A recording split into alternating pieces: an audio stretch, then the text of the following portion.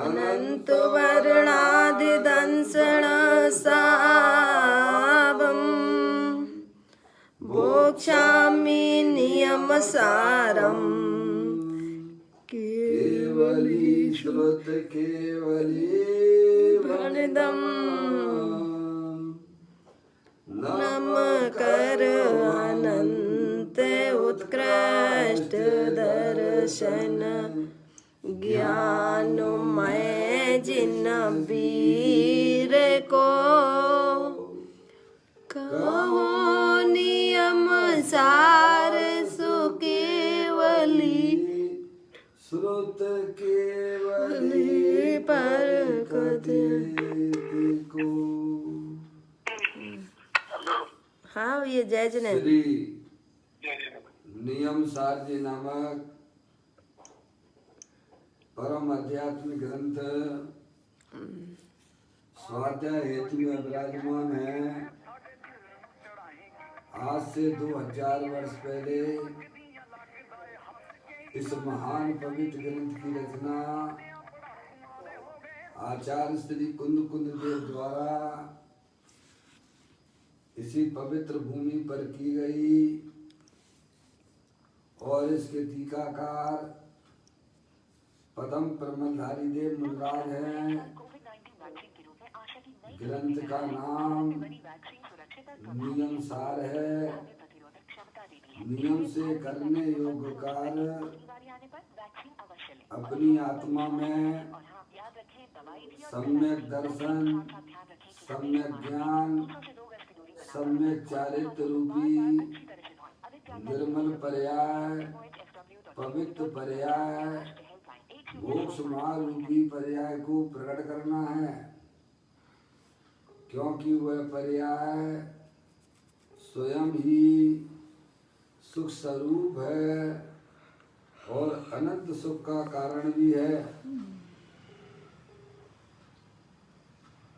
अनादि काल से हमारे आपके आत्मा में पर को अपना जानने वाली, पर को अपना मानने वाली, पर के साथ संबंध रखने वाली ऐसी मोह राग देश रूपी मलिन पर्याय, अपवित्र पर्याय प्रकट है, जो स्वयं दुख स्वरूप है और अनंत दुख का कारण भी है।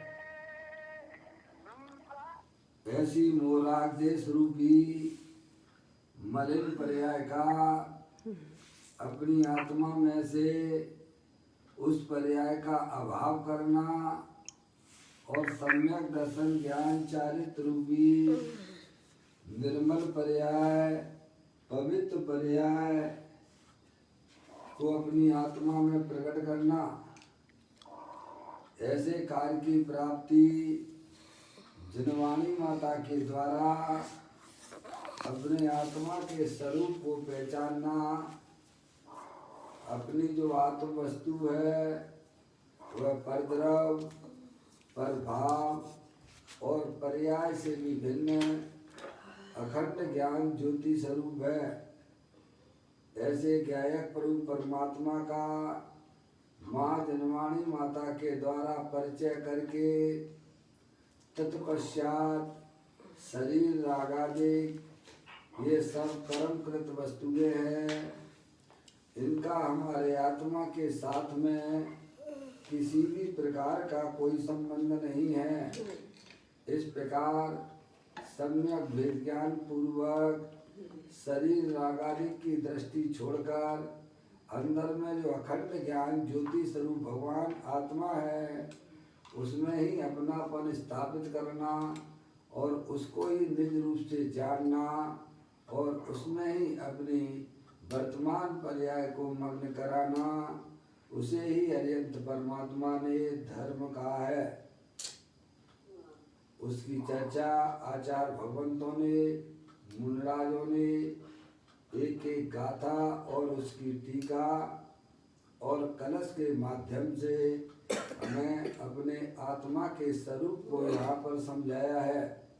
देखिएगा, यह परम आध्यात्मिक ग्रंथ श्री नियम सार जी का हम और आप यहाँ स्वाध्याय कर रहे हैं, जिसका 7वां अधिकार परम आलोचना अधिकार है, जिसके अंतर्गत आलोचना के भेदों की चर्चा चल रही है। तीसरे भेद की चर्चा या 111वें नंबर की कथा के माध्यम से कल प्रारंभ की थी, उसका पाठ करते हुए आगे अपन उसको समझने का प्रयत्न करेंगे। गाथा का पाठ करती है। निर्मल गुणों का निलय आत्म, कर्म से बिन जीव को भाता सदा जो आत्मा, अविकृति करण वह जानना।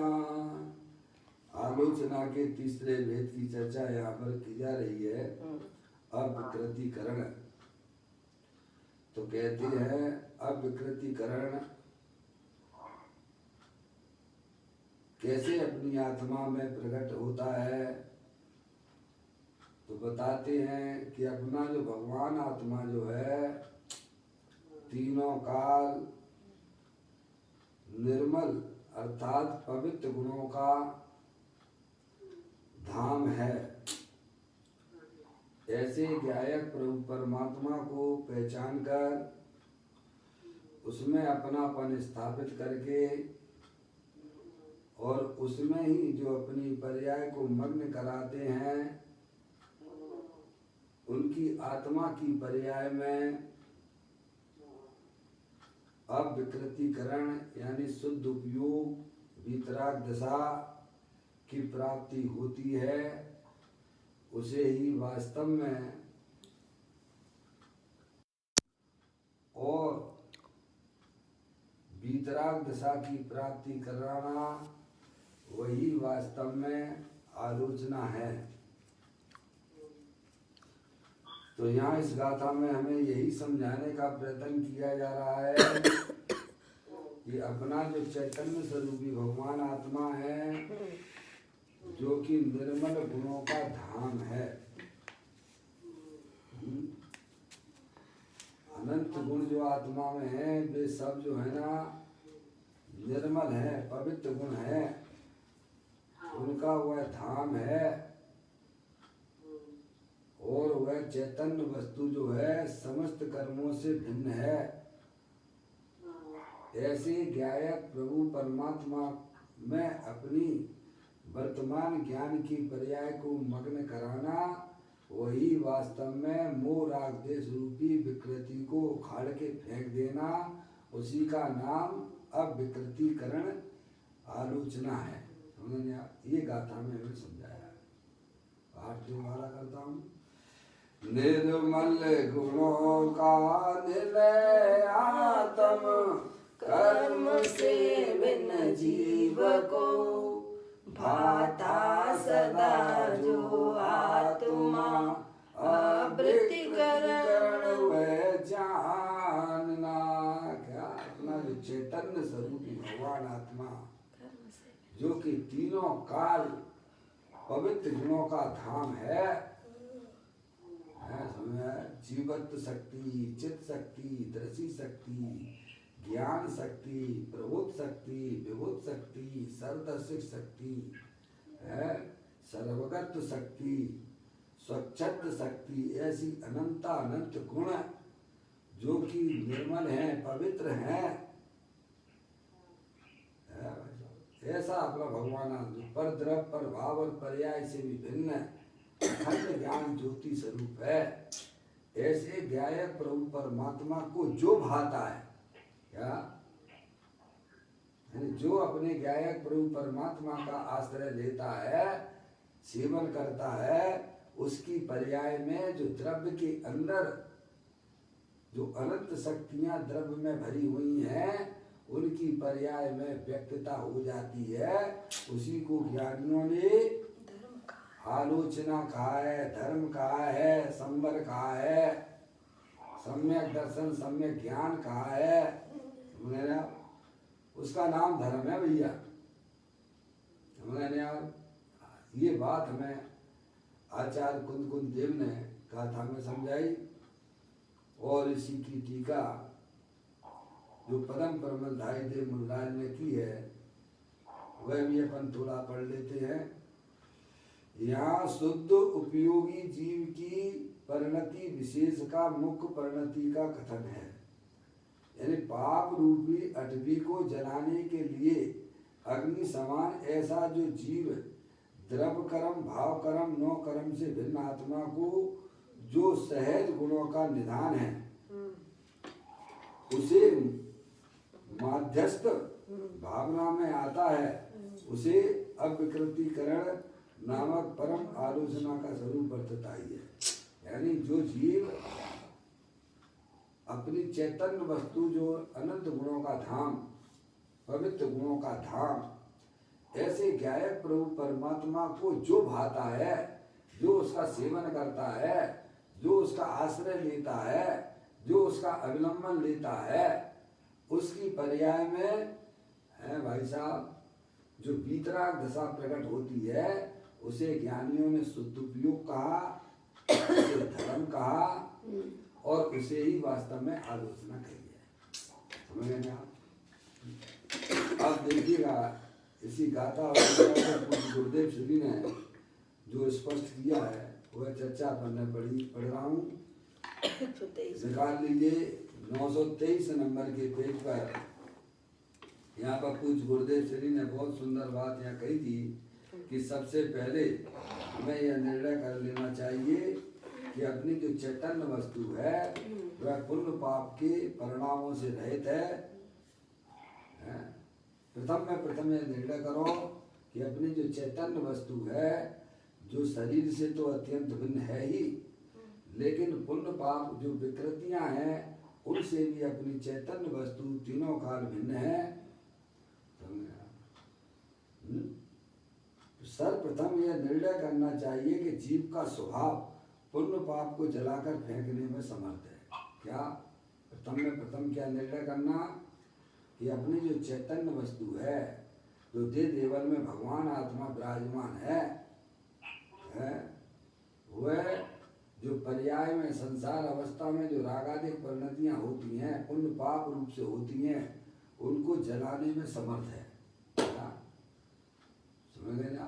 ऐसी चैतन्य वस्तु है। प्रथम यह निर्णय करो कि शरीर और अंदर में रागादिक परिणतियां से भिन्न अपनी चैतन्य वस्तु अनंत गुणों का धाम है और वह चैतन्य वस्तु पर्याय में होने वाले रागादिक परिणामों को जलाने में समर्थ है। क्या ऐसा निर्णय करना।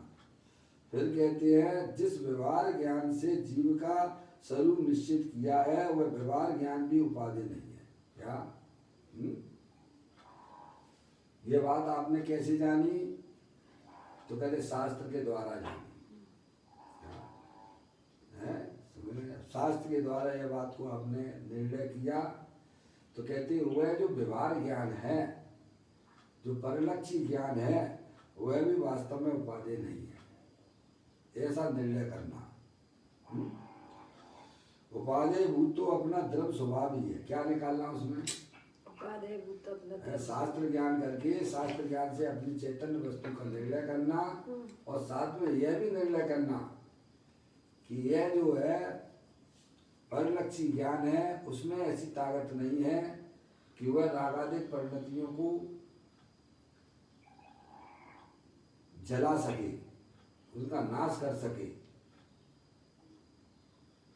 जो भगवान ने त्रिकालिक ध्रुव भगवान आत्मा बताया है वही वास्तव में रागादिक परिणतियों को जलाने में उखाड़ फेंकने में समर्थ है।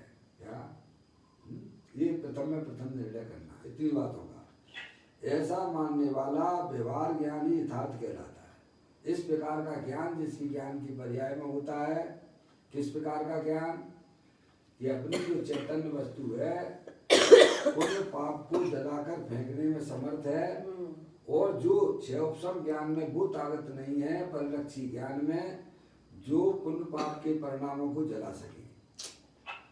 लेकिन वही क्षेम ज्ञान ये जानता है, ज्ञानी तो अभी ज्ञानी नहीं हुआ है, लेकिन वह इतना समझ चुका है कि भगवान कहती है कि अपना त्रिकालिक ध्रुव भगवान आत्मा का आश्रय लेने पर पुण्य पाप जो है वेग का समय जल के समाप्त हो जाते हैं, नाश हो जाते हैं।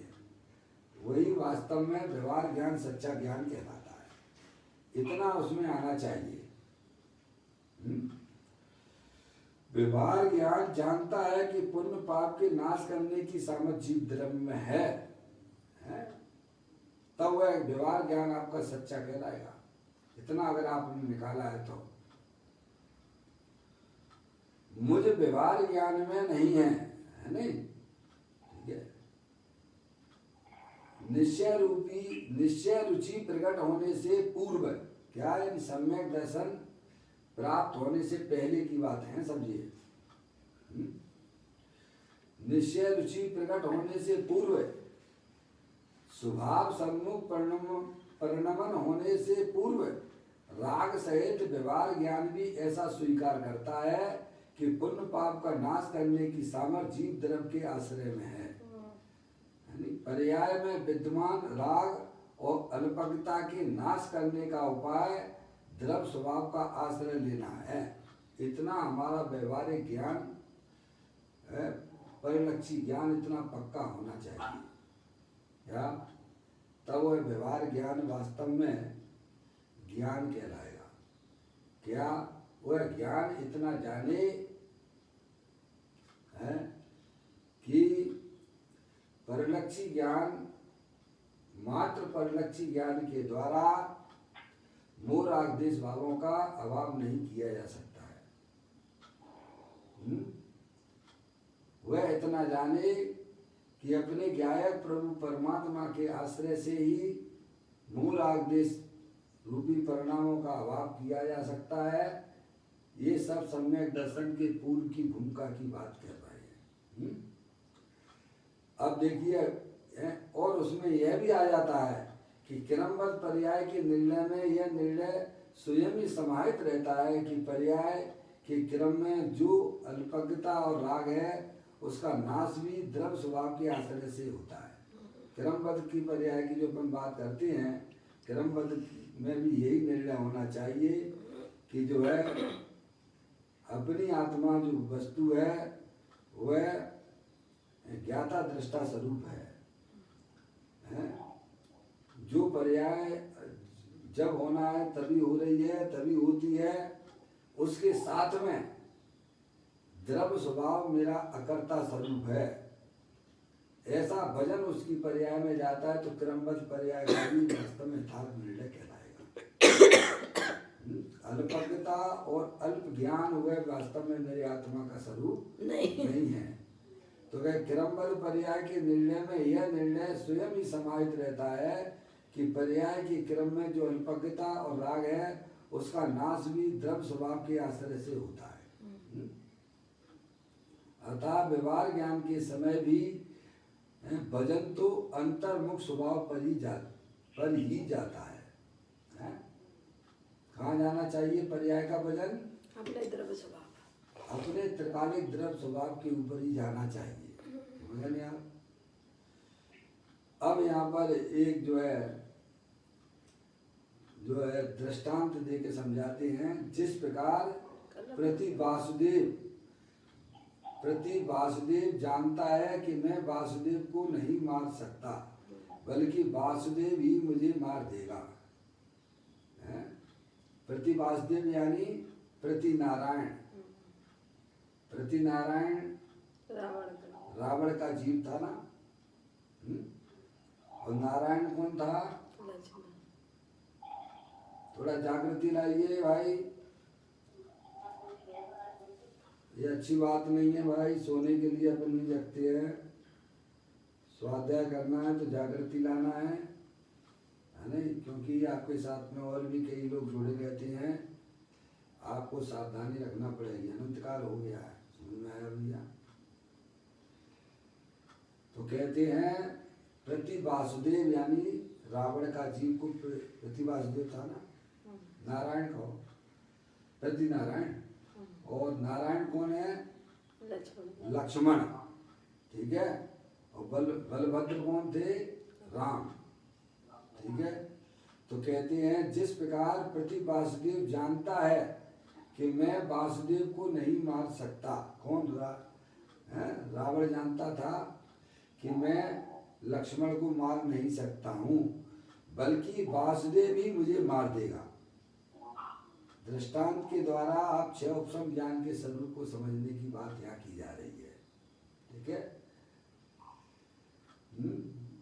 रावण ये जानता था कि मैं लक्ष्मण को नहीं मार सकता हूँ, वह यह भी जानता था कि लक्ष्मण मुझे उल्टा मार देगा। ये उसे रावण को पता था। इतनी बात तो उसे ज्ञान में थी ना। ये तो नियम है ना, नारायण ही पृथ्वीनारायण का वध करता है? और रावण जो है पृथ्वीनारायण था, वह जानता था कि मैं लक्ष्मण को मार नहीं सकता हूँ, लक्ष्मण उल्टा हमें मार देगा। तो क्या ये तो उन्होंने समझाया है? उसी प्रकार प्रति वासुदेव की तरह व्यवहार ज्ञान जानता है। क्या? व्यवहार ज्ञान के उसी तरह व्यवहार ज्ञान भी जानता है कि द्रव्य स्वभाव के आश्रय से ही निश्चय ज्ञान प्रकट होगा। यह सामर्थ्य मेरे में नहीं है। क्या? उपशम ज्ञान, परिलक्षी ज्ञान, व्यवहार ज्ञान यह जानता है। क्या जानता है? कि द्रव्य स्वभाव के आश्रय से ही निश्चय ज्ञान प्रकट होता है। कौन सा? व्यवहार ज्ञान। व्यवहार ज्ञान ऐसा जाने कि भाई साहब निश्चय ज्ञान जो द्रव्य स्वभाव के आश्रय का वाला, वही वास्तव में कर्मों का नाश कर सकता है, मात्र व्यवहार ज्ञान नहीं कर सकता। ऐसा सम्यक दर्शन होने से पूर्व ऐसा व्यवहार ज्ञान का स्वरूप होता है ज्ञान के।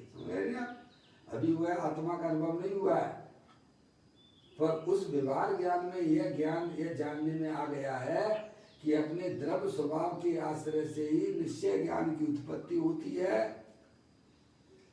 उस व्यवहार ज्ञान में वो ताकत नहीं है कि भाई साहब वह रागादिक परिणतियों को नाश कर सके, लेकिन अपना जो द्रव्य स्वभाव का आश्रय लेने वाला ज्ञान है उसमें वो ताकत है कि वह जो है रागादिक परिणतियों को नाश कर सके। ऐसा वह व्यवहार ज्ञान जानता है। समझ गए आप? वो बात यहाँ बताई जा रही है।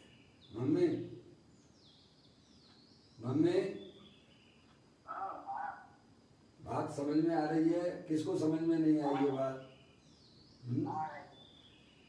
व्यवहार ज्ञान यह जानता है। व्यवहार ज्ञान यानी जो जैन देव परमात्मा ने जो ज्ञान, जो तत्व का ज्ञान जिस जीव को हुआ है, उस ज्ञान, वह व्यवहार ज्ञान यह जानता है कि मेरे में वो ताकत नहीं है कि वह कर्मों का नाश कर सके, लेकिन वह यह भी जानता है कि द्रव्य स्वभाव का आश्रय लेने से कर्मों का नाश होता है। ऐसा व्यवहार ज्ञान जानता है। क्या? जैसे रावण का जीव यह जानता था कि मैं लक्ष्मण का कुछ भी नहीं कर सकता हूँ, बल्कि लक्ष्मण ही मेरे को मार सकता है। क्या समझे? वैसे ही 6 उपशम ज्ञान के स्वरूप की बात यहाँ की।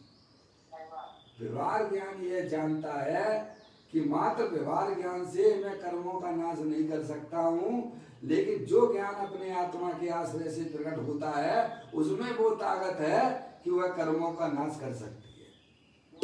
इतना ज्ञान, व्यवहारिक ज्ञान हमारा अच्छा होना चाहिए।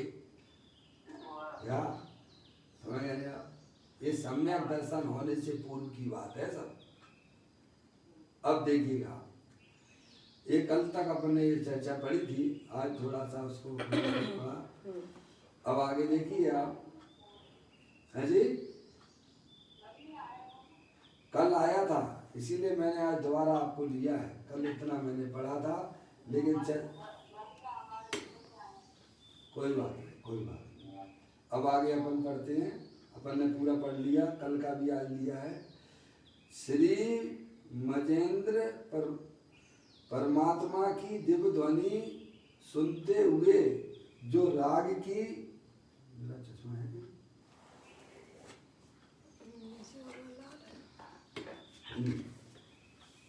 कहते हैं, दिव्य ध्वनि सुनते हुए जो राग की मंदता तथा ज्ञान का उभार होता है, उस ज्ञान में ऐसा निर्णय होता है कि सर्वज्ञता प्रकट करने की सामर्थ्य तो द्रव्य में है, और द्रव्य का आश्रय होते ही राग तथा अल्पज्ञता का नाश हो जाता है। क्या क्या कहते हैं? श्री मजेंद्र परमात्मा की दिव्य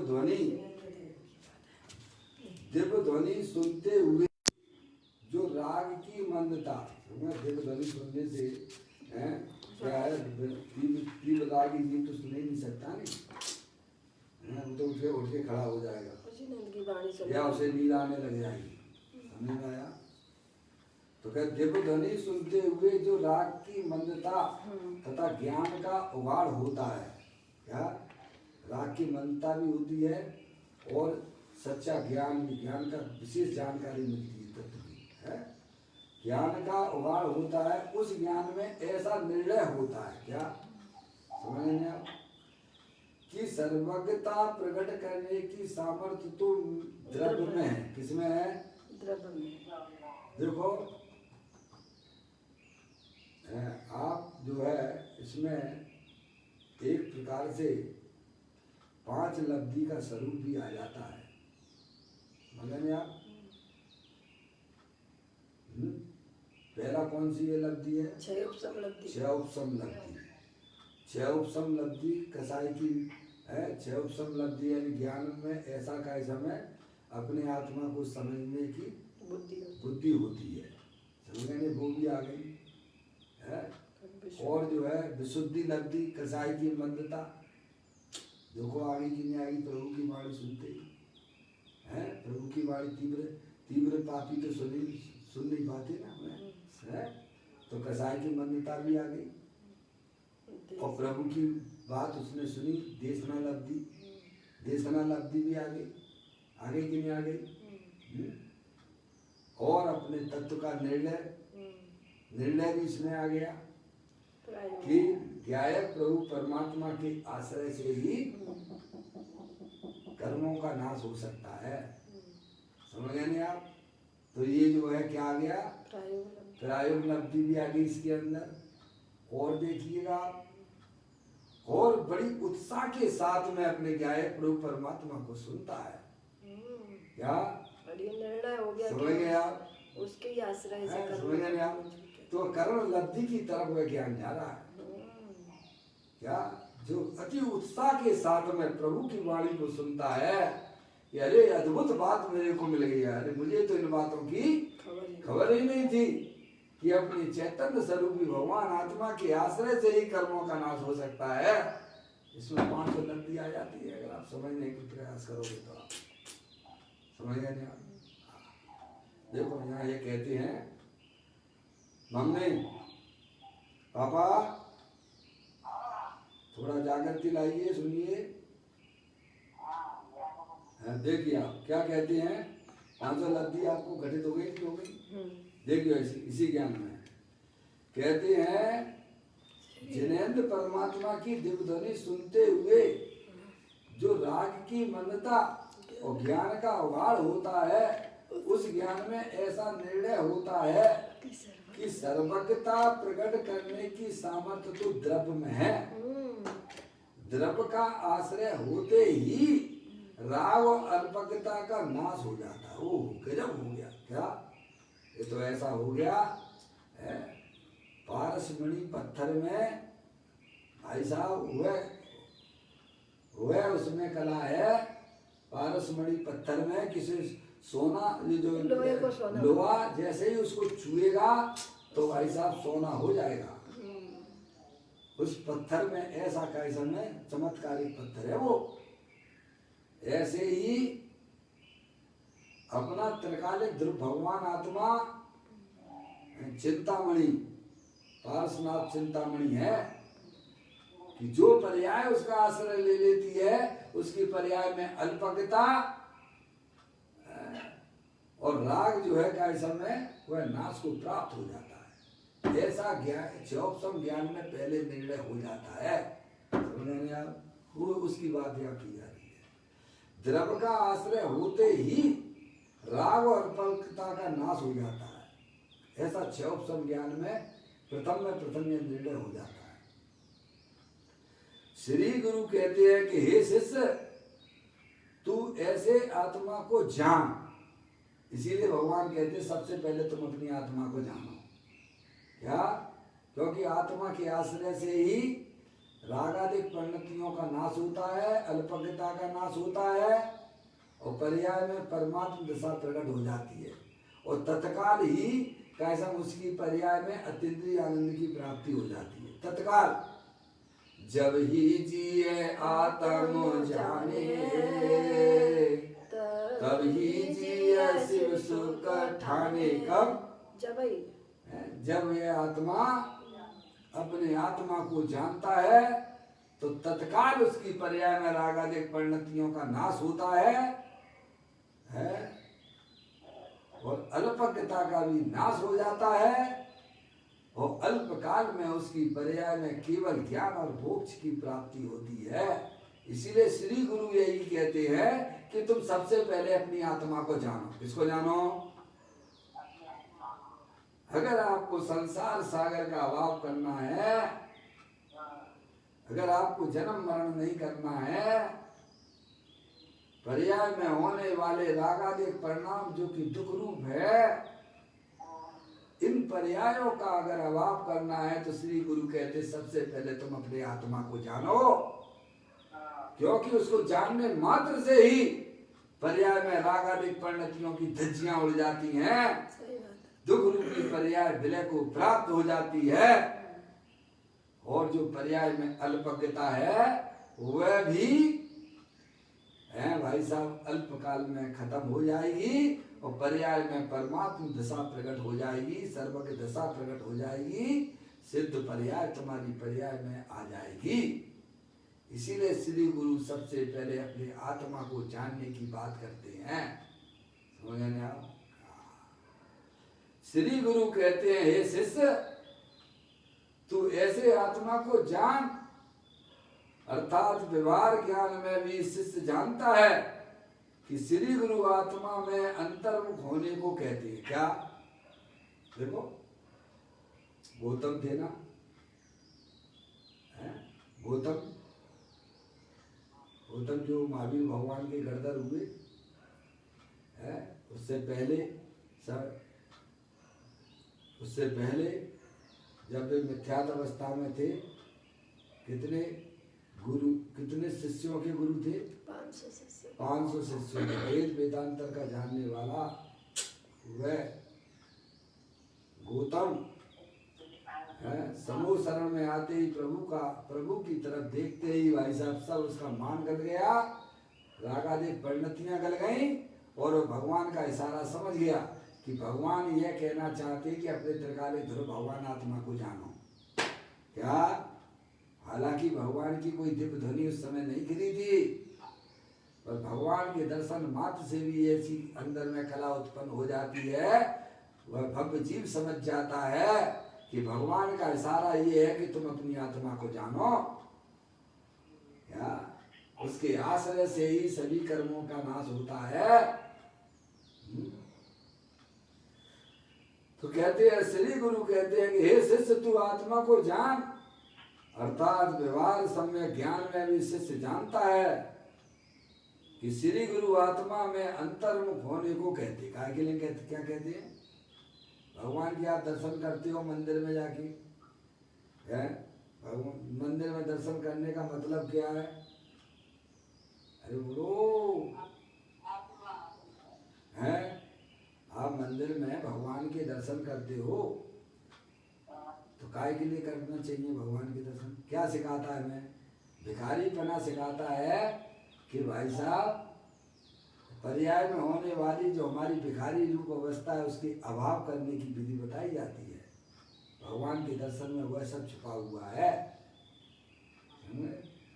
परिणामों की शुद्धता के निमित्त जिन बिन, इसीलिए मैं निरखता इनमें निज प्रतिबिंब। क्या प्रभु ये कह रहे हैं, तुम किसी की तरफ ना देखो, तुम अपने चैतन्य स्वरूपी भगवान आत्मा की तरफ देखो, जो कि वर्तमान में सुखी होने का उपाय है, और वही पर्याय में अल्पज्ञता और रागादिक परिणतियों को उखाड़ फेंकने में समर्थ है। इतना भगवान के दर्शन से सीखा तो भगवान के दर्शन कहलाएंगे भाई साहब। समझ में आया? हे भगवान मेरा शरीर सही कर दो, हे भगवान मेरे घर में पैसा ऐसा ला दो, हे भगवान मेरे घर के कष्ट दूर कर दो। तुमने भगवान को गलत यूज किया है। भगवान को तुम समझे ही नहीं हो। ये भगवान का कोई स्वरूप नहीं है। क्या भगवान को देख के ये याद आना चाहिए कि ऐसी चैतन्य वस्तु भगवान जिसका सेवन कर रहे हैं वह हमारे पास में भी उपलब्ध है। तुम अपनी आत्मा को जानो, अपनी आत्मा का आनंद लो। ये भगवान का इशारा है भाई साहब। भक्त जीव समझ जाती है, अज्ञानी जीव अभव्य का समय ऐसे ही चले जाते हैं, पामर बने जाते, भगवान का इशारा नहीं समझती है। समझ नहीं आप? तो कहते हैं श्री गुरु कहते हैं कि हे शिष्य तू ऐसी आत्मा को जान, अर्थात व्यवहार सम्यक ज्ञान में भी शिष्य जानता है कि श्री गुरु आत्मा में अंतर्मुख होने को कहते हैं। क्या यही वास्तव में शिष्यता है, गुरु के इशारे को समझ जाना। और इसके आश्रय से ही निश्चय सम्यक दर्शन होकर राग और अल्पज्ञता का अभाव होगा। यह सामर्थ्य व्यवहार ज्ञान में नहीं। क्या यह सामर्थ्य किसमें नहीं है? व्यवहार ज्ञान में नहीं, परलक्षी ज्ञान व्यवहार ज्ञान में नहीं है। यह सामर्थ्य व्यवहार ज्ञान में नहीं कि वह राग और अल्पज्ञता का अभाव कर सके। निश्चय सम्यक दर्शन ज्ञान प्रकट होने से पूर्व, सम्यक दर्शन होने से पूर्व है, पूर्व व्यवहार ज्ञान में ऐसा निर्णय करता है। बाद में जब स्वसन्मुखता पूर्वक निश्चय श्रद्धा ज्ञान प्रकट होता है तब व्यवहार को वास्तविक व्यवहार नाम प्राप्त होता है। कब? यानी परलक्षी ज्ञान में यह निर्णय हो जाना चाहिए सम्यक दर्शन होने से पूर्व। क्या निर्णय होना चाहिए? कि भाई साहब मात्र परलक्षी ज्ञान से हमारी आत्मा में होने वाले विकारों का अभाव नहीं हो सकता है। भगवान ये कह रहे हैं उस ज्ञान में, उस व्यवहार ज्ञान में ऐसा जचना चाहिए कि भगवान का इशारा ये है कि भाई साहब अपने ज्ञायक प्रभु परमात्मा का आश्रय जब हम लेंगे तब हमारी पर्याय में दुख रूपी पर्याय का अभाव होगा। ऐसा प्रथम सम्यक दर्शन होने से पूर्व उस ज्ञान में ऐसा निर्णय हो जाता है, तब वह ज्ञान वास्तव में सच्चा ज्ञान नाम प्राप्त करेगा। क्या समझे आप? तो कहते हैं बाद में जब स्वसन्मुखता पूर्वक निश्चय श्रद्धा ज्ञान प्रकट होता है तब व्यवहार को वास्तविक व्यवहार नाम प्राप्त होता है। कब? उसमें ऐसा निर्णय होकर जब पर्याय अपने त्रिकालिक ध्रुव भगवान आत्मा का आश्रय ले लेती है तब वह व्यवहार ज्ञान जो परलक्षी ज्ञान था वह सच्चे ज्ञान को प्राप्त हो जाता है, क्योंकि उसने अपने प्रयोजन की सिद्धि साध ली है। शास्त्र ज्ञान करने का मतलब क्या है? भगवान के दर्शन करने का मतलब क्या है? अनुव्रत महाव्रत पालने का मतलब क्या है भाई साहब? आत्मदर्शन। अरे बोलो, अरे भगवान की पूजा करते हो उसका मतलब क्या है? अगर अपने आत्मा का आश्रय नहीं लिया तो वह आपकी सच्ची पूजा नहीं कहलाएगी। कसाई की मान्यता तो हो जाती है, लेकिन सच्ची पूजा जब कहलाएगी जब आपने भगवान के गुरुओं के उपदेश को सुनकर अपने ज्ञायक प्रभु परमात्मा का आश्रय लिया तो आपकी सच्ची पूजा कहलाएगी। वही आपका अनुग्रह महाव्रत सच्चा जब कहलाएगा, जब आपने भगवान के बताए हुए मार्ग को अंगीकार करके अपने ज्ञायक प्रभु परमात्मा का आश्रय लिया, तो वह सब आपका व्यवहार ज्ञान और जो है कैसा तब आपका सच्चा कहलाएगा है। ये बात इसमें से आई है। बाद में जब स्व सन्मुखता पूर्वक निश्चय श्रद्धा ज्ञान प्रकट होता है, तब व्यवहार को वास्तविक व्यवहार नाम प्राप्त होता है। अब कहते जो जीव अकेले व्यवहार ज्ञान कोई, देखिए अकेले अकेले मात्र व्यवहार ज्ञान की बात करते हैं, जो जीव अकेले व्यवहार ज्ञान कोई परमार्थ सम्यक ज्ञान मान लेता है, समझ में आप, उसका व्यवहार ज्ञान भी वास्तविक नहीं कहलाता। क्या केवल शास्त्र ज्ञान तो कर लिया है भाई साहब, और अपने आप को मानने लगा कि मैं सम्यक दृष्टि हूँ, मैं ज्ञानी हूँ है। मात्र व्यवहार ज्ञान शास्त्र ज्ञान कर लिया और अपने आप को भाई साहब मुझे गाथाएं बहुत याद है, अब तो मैं ज्ञानी हो गया हूँ, तो कहते हैं वह ज्ञान उसका सच्चा ज्ञान नहीं है। समझ में आप, उसका व्यवहार ज्ञान भी वास्तविक नहीं कहलाता। क्यों? क्योंकि उसका वजन व्यवहार ज्ञान पर चला गया। कहाँ चला गया? वो अपने आप को पंडित विद्वान कैसे मान रहा है कि भाई साहब खूब ज्ञान कर लो, शास्त्र का ज्ञान कर लो है भाई साहब, बस ऐसे ही ये केवल ज्ञान हो जाएगा। क्या क्षोभसम ज्ञान बढ़ाते चलो, परिलक्षी ज्ञान करते चलो और केवल ज्ञान हो जाएगा। व्यवहार ज्ञान को जिसने सम्यक ज्ञान मान लिया और ऐसे ही ज्ञान करते करते केवल ज्ञान हो जाएगा। क्या भाई साहब हैं? वह ज्ञान व्यवहार ज्ञान सच्चा ज्ञान नहीं कहलाता है, ये कह रहे हैं। उस व्यवहार ज्ञान में भी वास्तविक नहीं कहलाता, वह व्यवहार ज्ञान भी वास्तविक नहीं कहलाता, क्योंकि उसका वजन व्यवहार ज्ञान पर चला गया। कहाँ? बारी बार ज्ञान पे लूट रहा है। समझे नहीं आप? उसको उसने जो है सम्यक ज्ञान मान लिया है, शास्त्र ज्ञान को सम्यक ज्ञान मान लिया है। यहाँ तो व्यवहार भी उसको कहा है कि जिसका वजन आत्म द्रव्य पर है। किसके ऊपर? आत्म द्रव्य पर। उसमें ये बात आना चाहिए व्यवहार ज्ञान में कि अपने आत्मा का आश्रय लेने पर ही वास्तव में हमारी पर्याय में रागादिक प्रवृत्तियों का अभाव होगा, अल्पक दशा का अभाव होगा। ऐसा वजन पर्याय में द्रव्य के ऊपर आना चाहिए। उस व्यवहार ज्ञान में ये बात आना चाहिए कि क्या कि अगर रागादिक परिणतियों का अभाव होगा तो मात्र व्यवहारिक ज्ञान से नहीं होगा, वह अपने आत्मा का ज्ञान करने से होगा, अपने आत्मा का आश्रय लेने से होगा। कर्मों का अभाव, राग का अभाव, ये बात उसमें आना चाहिए। तो जिसका वजन आत्म द्रव्य पर है, जिसको अखंड स्वभाव पर दृष्टि रखने से, उसका ही बारंबार मनन करने से, निश्चय रुचि प्रकट होने पर सम्यक दर्शन और सम्यक ज्ञान प्रकट हुआ है। अब कहते हैं सर्वप्रथम धारणा में स्वभाव का वजन आना चाहिए। क्या? फिर गुरुदेव श्री जी कहते हैं सर्वप्रथम धारणा ज्ञान में, किसमें? धारणा ज्ञान में स्वभाव का वजन आना चाहिए कि स्वभाव के आश्रय से राग और अल्पज्ञता का अभाव होता है। ऐसा धारणा ज्ञान में, क्षोभसम ज्ञान में यही चलना चाहिए है। यदि पहले से ही धारणा में व्यवहार ज्ञान पर वजन दिया तो धारणा भी खोटी है। क्या है? क्या कहा? पहले से ही अगर जो है धारणा ज्ञान, भाई साहब मैं तो ज्ञानी हूँ, मैं सब शास्त्र को जानने वाला हूँ, ऐसा वजन अगर बाहर में आया तो वह उसका धारणा ज्ञान भी खोटा है।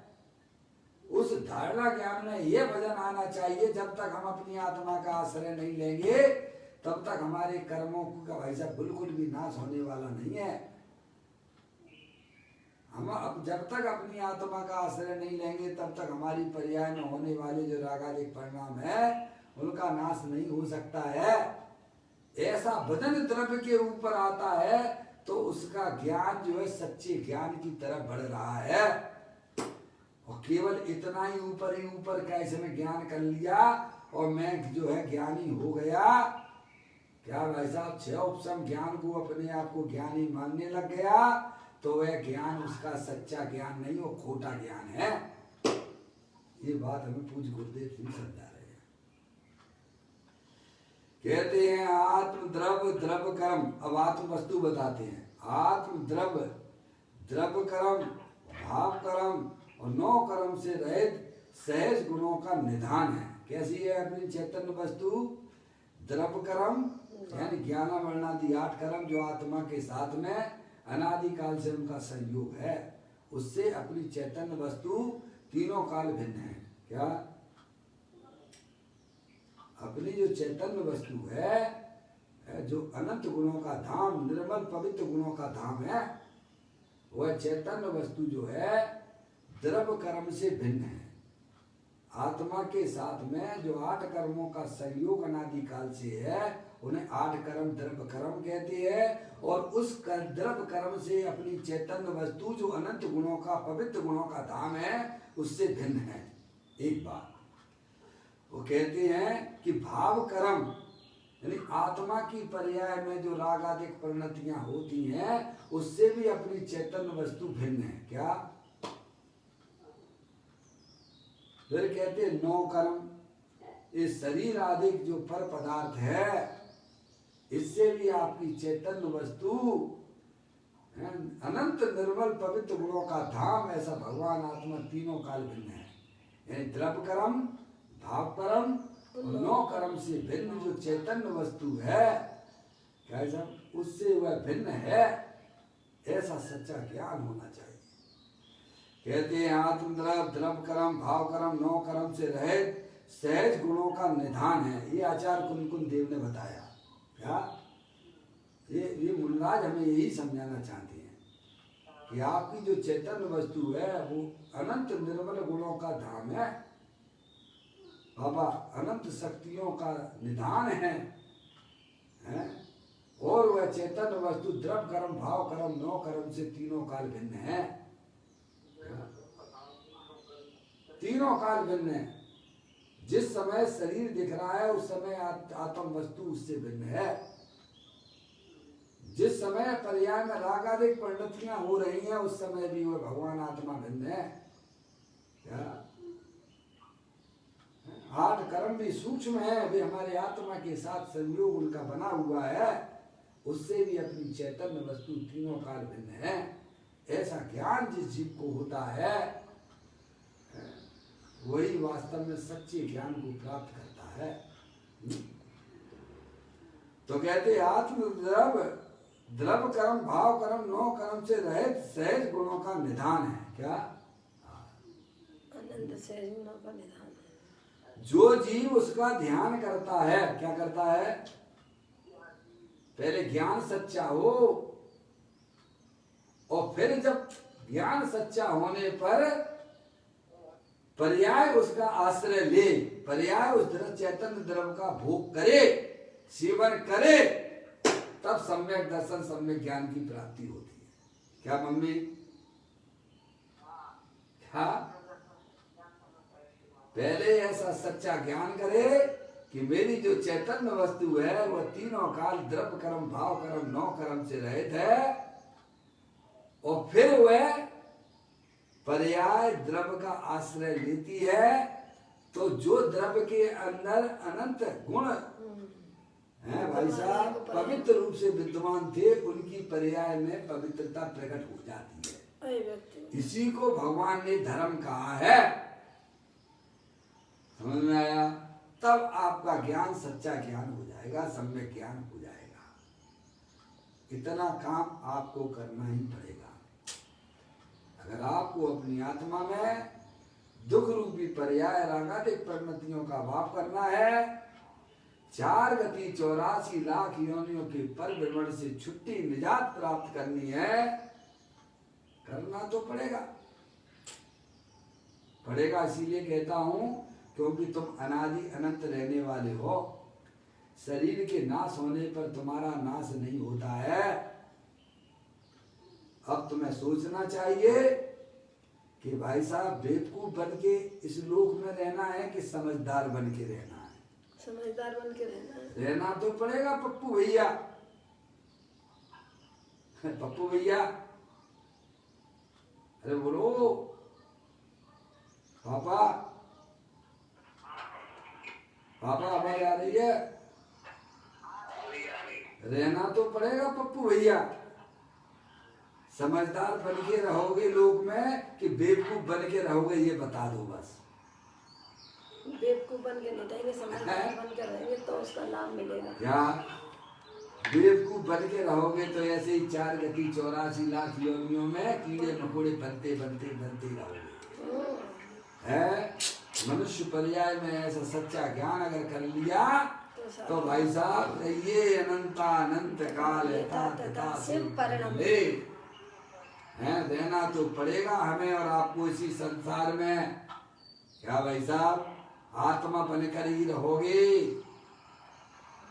तो क्यों ना एक बार इसकी फायदे खत्म कर दो पप्पू भैया। क्या समझदार बन के रहने का प्रयत्न कीजिए, अपनी आत्मा का परिचय कीजिए, अपनी आत्मा का ज्ञान कीजिए। है भाई साहब, तो वर्तमान में भी आप भाई साहब सुखी रूप परिणमन करेगा आत्मा, और अनंत काल तक भाई साहब सुख रूप ही परिणमन करता रहेगा। ऐसी व्यवस्था द्रव्य के अंदर विद्यमान है। समझ गए आप? इसीलिए यह समझाया जा रहा है कि अपनी चैतन्य वस्तु का प्रथम यह निर्णय करे कि द्रव्य कर्म भाव कर्म नौ कर्म से रहे। अनंत गुणों का धाम, अनंत निर्मल गुणों का धाम ये भगवान आत्मा है। और जो जीव उसका ध्यान करता है यानी उसका आश्रय लेता, ध्यान यानी एकाग्र चिंता निरोधो ध्यानम। ध्यान कहाँ होता है? द्रव्य में होता है कि गुण में होता है कि पर्याय में होता है? ये थोड़ा जिसकी आवाज आ रही है म्यूट कर लें, डिस्टर्ब हो रहा है, थोड़ा पंखा चल रहा है या जो कूलर चल रहा है दिन के यहाँ पर, थोड़ा म्यूट कर लीजिए, दिन के आ रहा है। ध्यान किसमें होता है? द्रव्य करता है ध्यान के गुण करता है कि पर्याय में होता है ध्यान? पर्याय में होता है। अरे अनादि काल से हमारी आत्मा की पर्याय में आत्म ध्यान और रौद्र ध्यान चल रहा है। क्या चल रहा है? ध्यान क्या बताया ध्यान के प्रकरणों में कि ध्यान 4 प्रकार का होता है पापा। आत्म ध्यान, रौद्र ध्यान, धर्म ध्यान और शुक्ल ध्यान। प्रारंभ के 2 ध्यान तो अनादि काल से हमारी पर्याय में चले आ रहे हैं। वे स्वयं दुख रूप है और अनंत संसार का कारण है। आत्म ध्यान और रौद्र ध्यान। सही बात है। पर धर्म को अपना जानना, पर धर्म को अपना मानना, पर धर्म का लक्ष्य करके परिणमन करना, वह आत्म ध्यान और रौद्र ध्यान है। धर्म ध्यान की उत्पत्ति तो जब जीव माँ जनवाणी माता के द्वारा सच्चा ज्ञान करता है कि मेरी चैतन्य वस्तु द्रव्य कर्म भाव कर्म 9 कर्म से रहित पवित्र गुणों का धाम है, ऐसा सच्चा ज्ञान करके जब वह पर्याय अपने त्रिकालिक ध्रुव भगवान आत्मा का आश्रय लेती है तब उसमें धर्म ध्यान रूपी पर्याय की उत्पत्ति होती है। तब उसके संसार चक्र कटने लग जाता है। समझ में आया भैया? तो कहते हैं जो जीव उसका ध्यान करता है यानी पर्याय जब द्रव्य का आश्रय लेती है उसी को ज्ञानियों ने ध्यान कहा है, धर्म ध्यान कहा है। उसके विकार का नाश होकर सहज गुण प्रकट होते। क्या हो जाते हैं? है भाई साहब, 2 काम होते एक साथ में। जब पर्याय अपने त्रिकालिक ध्रुव भगवान आत्मा का आश्रय लेती है तब एक साथ 2 काम होते हैं। क्या मम्मी? जब पर्याय अपने त्रिकालिक ध्रुव भगवान आत्मा का आश्रय लेती है तो एक साथ 2 काम होते हैं। पर्याय में होने वाली दुख रूपी पर्याय का अभाव होता है और अतीन्द्रिय आनंद की प्राप्ति होती है। क्या 2 काम हो गए पापा? क्या? जब पर्याय समझदार हो जाती है तो उसकी पर्याय में 2 काम तत्काल हो जाते हैं। जो अनंत गुण द्रव्य के अंदर विद्यमान है वे पर्याय में व्यक्त हो जाते हैं और जो पर्याय में दुख रूपी पर्याय चल रही थी उसका अभाव हो जाता है। इतना गजब का काम होता है। समझ में आया भैया? सरल है जैन दर्शन है। जैन दर्शन समझना अत्यंत सरल है। और यहाँ अगर आपने समझने में अपनी बुद्धि नहीं लगाई तो अनंत काल पीछे हो जाओगे, ध्यान रखिएगा। है जो जीव उसका ध्यान करता है उसके विकार का नाश होकर सहज गुण प्रकट होते। क्या होता है? विकार का नाश हो जाता है और अंदर जो अनंत गुण थे वे पर्याय में प्रकट हो जाते हैं। ये काम होता है। मम्मी लोग कहते हैं कि क्या होता है आत्मा आत्मा आत्मा की बात करने से। अरे भाई साहब, शादी तो बाद में ही होती है ना, पहले तो घर में संगीत बजती है कि नहीं बजती है। आस पड़ोस वाले समझ जाते हैं कि भाई साहब इसके यहाँ पे शादी है, क्या है कि एकदम हो जाती है। अरे कुछ हलचल होती है कि नहीं होती है घर में शादी से पहले है। ऐसे ही आत्मा की बातें जो कहते हैं कि आत्मा की बातें करने से क्या होता है। अरे भाई साहब, पहले तो अपने आत्मा की बातें ही होंगी ना, है शादी तो होगी, अवश्य होगी। पर्याय अपने द्रव्य का आश्रय लेगी। सच्चा ज्ञान जिस ज्ञान की पर्याय में हो रहा है वह नियम से अपने द्रव्य स्वभाव का आश्रय लेगी लेगी लेगी। अगर सच्चा ज्ञान ही नहीं करोगे तो आश्रय कैसे लोगे? समझ में आया? कहते हैं सर्वप्रथम यह बात सुनकर इसका विचार और धारणा करके बार बार इसी का चिंतन होना चाहिए। कितने बार बार है ना भाई साहब। सर्वप्रथम यह बात सुनकर, देखिएगा, बात सुनकर इसका विचार और धारणा करके बार बार इसी का चिंतन होना चाहिए। पश्चात अंदर में उसका परिणमन होते ही अविकारी दशा प्रकट होती है। क्या? खूब अपनी आत्मा का चिंतन करो, विचार करो, खूब सुनो प्रभु की बातों को, है निर्णय करो। है भाई साहब, ऐसा करने से क्या होगा कि भाई साहब अंदर में आपकी जो विपरीत धारणाएं चल रही थी वे सब टूट जाएंगी। क्या होंगी? जब वास्तविकता सामने आ जाती है तब भाई साहब धर्म जनित दुख जो है वह पर्याय में से निकल जाता है और अपने चैतन्य स्वरूपी भगवान आत्मा की प्राप्ति हो जाती है। इसीलिए ज्ञानी कहती है सर्वप्रथम यह बात सुनकर, यानी तत्व की बात सुनकर इसका विचार और धारणा करके बार बार इसी का चिंतन होना चाहिए। पश्चात बाद में क्या, अंदर में उसका परिणमन होते ही अविकारी दशा प्रकट होगी, यानी वीतराग दशा, पवित्र दशा प्रकट होगी होती है, जो यथार्थ चैतन्य स्वरूप आत्मा को विषय बनाती है। क्या हो जाता है? ये होता है सच्चा ज्ञान करने से पर्याय अपना स्थान बना लेती है, द्रव्य के साथ में आश्रय ले लेती है। अब सत्यवाद का आप चिंतन ही नहीं करो, विचार ही नहीं करो, सुनो ही नहीं, दूर दूरियां बनाते रहो, तो अनादिकाल से तुमने क्या किया है? क्या भाई साहब, ऐसे ही आत्मा से दूर बने रहोगे। आत्मा होने का तुम्हें लाभ मिलने वाला नहीं है। इसीलिए अपनी आत्मा की बातों से कभी दूरियां ना बनाना, प्रभु की बात को बारंबार सुनना, अंदर में चिंतन करना, विचार करना। इससे क्या होगा कि पर्याय में जो अज्ञान दशा चल रही थी वह उसका अभाव हो जाएगा और द्रव्य के अंदर जो शक्तियां हैं उनकी पर्याय में व्यक्तता हो जाएगी। आपने मनुष्य पर्याय में आके बहुत बड़ा काम कर लिया। कहते हैं सर्वप्रथम यह बात सुनकर इसका विचार और धारणा करके बार बार, एक बार नहीं बार बार इसी का चिंतन होना चाहिए। पश्चात अंदर में उसका परिणमन होते ही अविकारी दशा यानी वीतराग दशा, अतीन्द्रियानंद दशा प्रकट होती है। जो पर्याय चैतन्य स्वरूपी आत्मा को विषय बनाती है यानी उसका आश्रय लेती है, उस पर्याय को परम आलोचना होती है, उसी जीव को परम आलोचना होती है।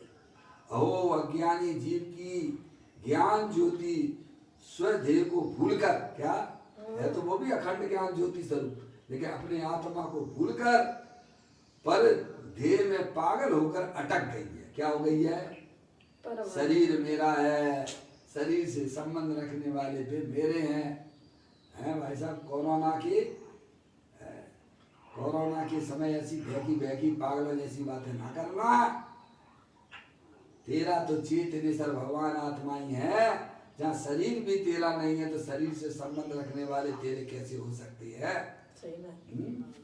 अज्ञानी जीवों की भाई साहब बोझ में विमोहित होता हुआ कैसा में पर द्रव्य को अपना जान रहा है, मान रहा है, उसकी ज्ञान ज्योति जो है कैसा में वह अपनी बुद्धि को प्रकट नहीं कर पा रहा है।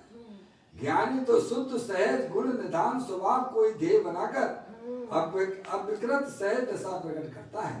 इसका नाम अविकृतीकरण नामक परम आलोचना है। अब इस 111वीं गाथा की टीका पूर्ण करते हुए टीकाकार मुनिराज 9 श्लोक कहते हैं। देखो कितनी मुनिराज को अंदर में भक्ति है। गाथा पढ़ते ही इतनी भक्ति उनको उमड़ी, 9 श्लोक लिखने के लिए तैयार हो गए। कितने? देखा कितनी आत्मा की अस्थि की मस्ती उनको चढ़ी मुनिराज को। प्रभु की बात, आचार्य भगवंतों की, गुरुओं की बात सुन के ऐसा में 9 कलश उन्होंने एक नहीं 9 कलश लिखी है। देखो अंदर में आलोचना का उत्साह चलते होने से टीकाकार आचार्य देव ने 9 श्लोक लिख दिए हैं। साधारण जीवों को तो भावलिंगी संतों का हृदय पहचानना ही कठिन है। पहचान नहीं पाते बेचारे, अज्ञानी है। अंदर में स्वभाव का जोर आया है। आत्म ध्यान की मस्ती में झूलते झूलते सहज श्लोकों की रचना हो गई है। अंदर में चिदानंद चैतन्य की धुन जमी है। उस स्वभाव की धुन में राग को भूल गए है। क्या कितनी अंदर में मस्ती आई कि भाई साहब राग श्लोक लिखने का राग भी का समय भूल गए। क्या कहा? तो मस्ती में लिखते हैं। आत्मा की हस्ती की मस्ती में इतने मस्त रहते हैं कि भाई साहब 9 श्लोक लिख दिए उन्होंने। उस स्वभाव की धुन में राग को भूल गए हैं। इसीलिए सहज पने जो उपमा ध्यान में आ गई, उस उपमा को देकर वर्णन किया है। स्त्री आदि की उपमा थी, उसमें राग नहीं है परंतु स्वभाव की धुन है। स्वभाव की मस्ती में राग को तो भूल गए हैं। इस प्रकार से भैया ऐसा अपना चैतन्य स्वरूपी भगवान आत्मा है। एक बार अगर आपने उसका परिचय कर लिया तो समझ ली अपने आत्मा को भाई साहब वर्तमान में दुख की पर्याय से तो विदा कर ही लोगे और 4 गति 84 लाख योनियों से भी आप छुड़ा लोगे। ऐसा भगवान आत्मा सबके पास में उपलब्ध है। उसे हमें माँ जनवाणी माता के द्वारा उसका सच्चा ज्ञान करके ऐसे में पर्याय में उसकी महिमा लाकर अपने त्रिकालिक ध्रुव भगवान आत्मा का आश्रय लेना, यही वास्तव में हमारा सबका परम कर्तव्य है। इस प्रकार यह गाथा अपन ने पूरी की। अब कल जो है पदम प्रमल दाई देव महाराज ने जो 9 श्लोक यहाँ लिखे हैं उनको अपन एक एक करके समझने का प्रयत्न यह करेंगे। निज निधि निज में बताई, यह अनंत अनंत उपकार है। उसके लिए जिनवाणी माँ को वंदना सतवार है, वंदना सतवार है। 9 बार नमोकार मंत्र।